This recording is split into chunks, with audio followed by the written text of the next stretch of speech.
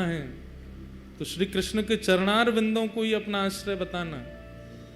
कोई पूछे तुम्हारा सर्वस्व कौन है तो कृष्ण ही तुम्हारे सर्वस्व है। बोलो चंद्रहास तुम्हारी माँ कौन है?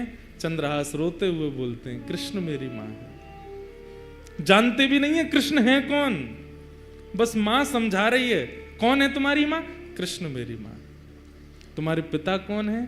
कृष्ण मेरे पिता है। तुम्हारे सर्वस्व कौन है? कृष्ण मेरे सर्वस्व। और यही कृष्ण मेरे सर्वस्व, कृष्ण मेरे सर्वस्व कहते कहते कहते धाई माँ ने भी प्राण त्याग दिए। अकेले रह गए हैं चंद्रहास पूरी दुनिया में, अब कोई नहीं है उनके पास। नारद जी कथा सुना रहे हैं और सामने बैठ के कृष्ण अर्जुन दोनों रो रहे हैं। चंद्रहास जी का चरित्र। चली गई मां, किसी के घर में किराए पर या कैसे भी रहती थी, उन घर वालों ने अब चंद्रहास जी को घर से निकाल दिया। मां तो थी, काम करके कुछ देती थी, अब तू अकेला क्या करेगा यहां पर, निकल जा। छोटे से 5 वर्ष के चंद्रहास निकल गए घर से। कभी किसी वृक्ष के नीचे सो जाते हैं,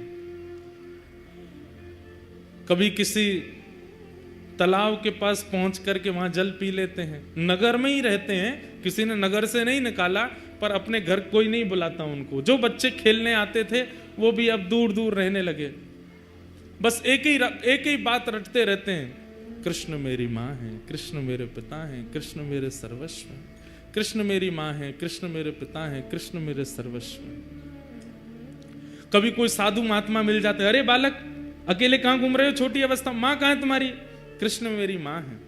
अरे पिता कहां है तुम्हारा? कृष्ण मेरे पिता हैं। घर कहां है तुम्हारा? ठाकुर जी के, कृष्ण के चरण ही मेरे घर है।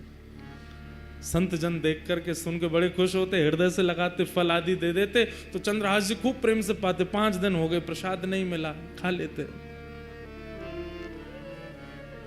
ऐसी स्थिति चंद्रहास जी की रहती है।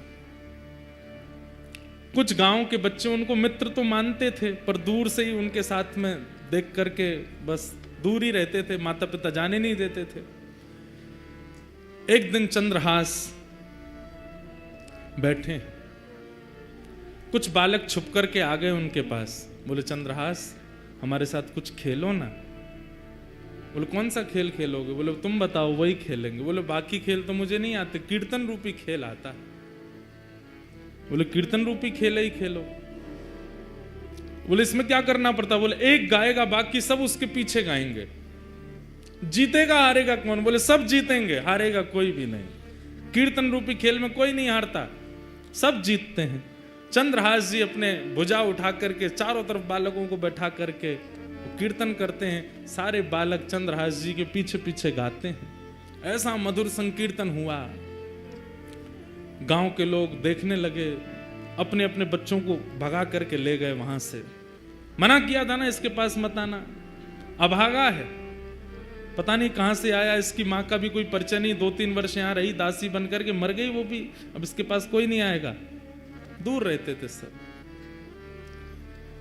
चंद्रहास जी एक पेड़ के नीचे बैठ करके केवल चिंतन कर रहे हैं, कृष्ण मेरी माँ है, कृष्ण मेरे पिता हैं, कृष्ण मेरे सर्वस्व।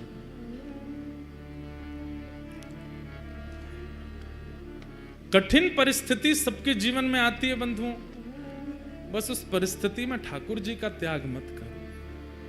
कौन से भक्त का चरित्र आप सुने हैं जिसके जीवन में कठिन परिस्थिति ना आई हो? श्रीमन चैतन्य महाप्रभु का चरित्र सुन लीजिए, वे तो साक्षात कृष्ण स्वरूप ही हैं। श्री राधा कृष्ण गौर तनु बनकर के ही चैतन्य महाप्रभु बनकर के आए, पर उनके या उनके अनुयायियों के जीवन में भी कष्ट तो था। हमें दिखता था वो कष्ट, उन्हें अनुभव नहीं होता था। यही तो बात समझने की है कि कष्ट संसार में है, दुखालयम शाश्वतम, संसार को दुखालय कहा जाता है।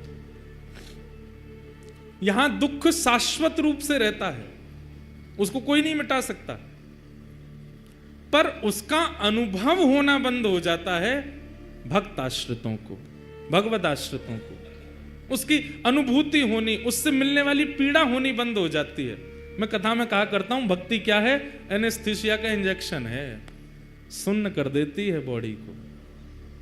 फिर चाहे जितनी विपत्ति आवे, जितने कष्ट आवे, जितने संकट आवे, आते तो हैं कष्ट, अनुभव नहीं होते, पता नहीं चलते, सबको पार कर लेते हैं। दुखालयम शाश्वतम।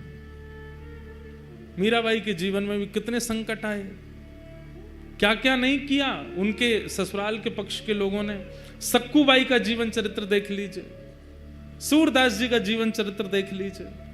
सूरदास जी को भविष्य बताने की विद्या थी, नेत्र नहीं थे उनके पास, लेकिन सूरदास जी जन्मांध नहीं है। कुछ पीड़ा हुई थी जिसके कारण उनके नेत्र की ज्योति चली गई, पर उनको एक दिव्य विद्या थी, सामने आकर के जो बैठ जाता था और जो पूछता था सूरदास जी उसको बता देते थे। पिताजी ने कहा, सूरदास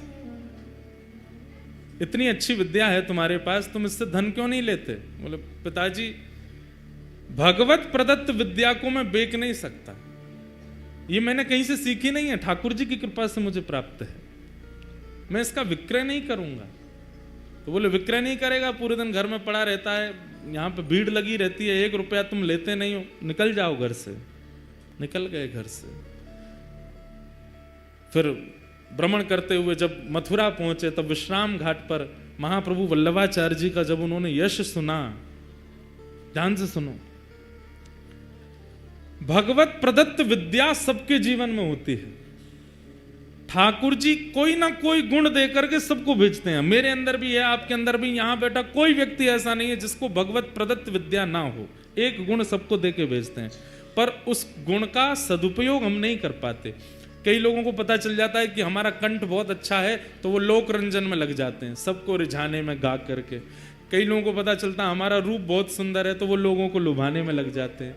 कई लोगों की पाक विद्या अच्छी, तो वो लोगों को खिलाने में लग जाते हैं। कई लोगों का नृत्य बहुत अच्छा, तो वो लोगों को रिझाने में लग जाते हैं। पता चल जाए कि कोई भगवत प्रदत्त विद्या है या भगवत प्रदत्त गुण हमारे पास है, उससे हरि को रिझाओ, हरि रिझेंगे।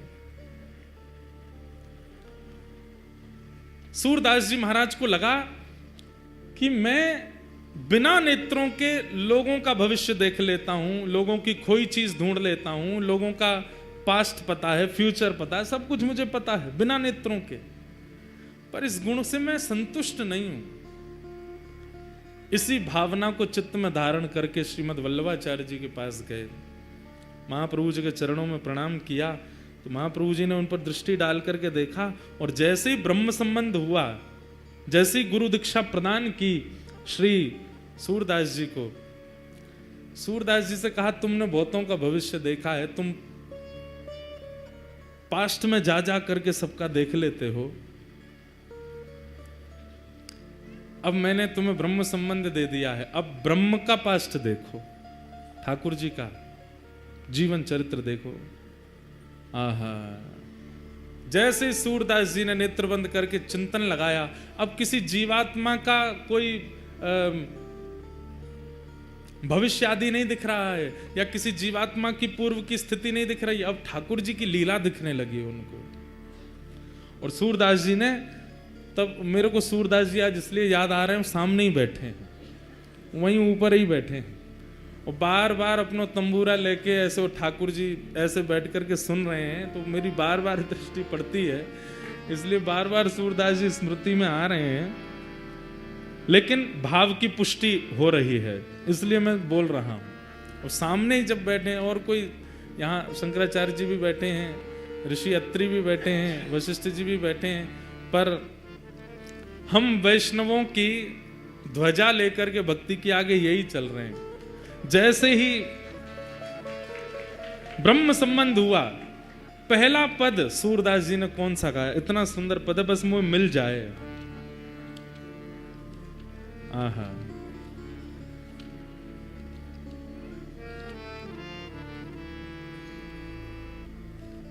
और वो पद ऐसा है कि श्री राधा रानी पहली बार नंद भवन आई हैं, और सूरदास जी को दिख रहा है विश्राम घाट पे बैठ करके, और वल्लभाचार्य जी कह रहे हैं, कहाँ दिख रहे है, गाओ। सूरदास जी सबका भविष्य देखने वाले आज पहली बार यमुना जी के तट पर बैठ करके कह रहे हैं, हे गुरुवर, जो दिख रहा है वो गा रहा हूं। क्या? कि यशोदा मैया राधा कुंवरी सवारती, प्यारी यशोदा मैया राधा कुंवरी सवारती। जय जय। ऐसा दिख रहा है कि नंद भवन में ठाकुर जी मैया ते लड़ रहे हैं। अच्छा, कहा कह रहे हैं? बोले यूं कह रहे, मेरो ब्याह कराओ, मैं ब्याह करूंगा मैया, मैं चोरी चकारी और सबरो उदम छोड़ दूंगा, मेरो ब्याह करो। मैया बोली, लाला 3 बरस को 3.5 बरस को तू है, अभी तो ब्याह करेगो। इतने में ही बाहर नंद भवन की, अब पूरी कथा तो मैं नहीं सुनाऊंगा, बहुत बड़ी है, कल अगर अवसर मिलेगा तो सुनाऊंगा। एक दिन पहले ही ठाकुर जी मिले किशोरी जी से पहली बार, और किशोरी जी को अपने नंद भवन को सबरो मार्ग बता दियो, वहां मेरो घर है, वहां मैं रहूं, और मेरो नाम है कुंवर कन्हई। तो मैया तो लड़ रहे हैं, मेरो ब्याह करा दे। इतने में ही किशोरी जी ढूंढते ढूंढते नंद भवन पहुंच गई। मैया बोली, इतनो सो है तू, अभी नेक्स्ट सो, अभी तो ब्याह करेगो, बहू कैसी चाहिए? इतने में ही बाहर से आवाज आई, कुंवर कन्हई। किशोरी जी पधारी हैं। ठाकुर जी के कान खड़े, मैया सुन, देख कौन बोल रहा है, कुंवर कन्हई।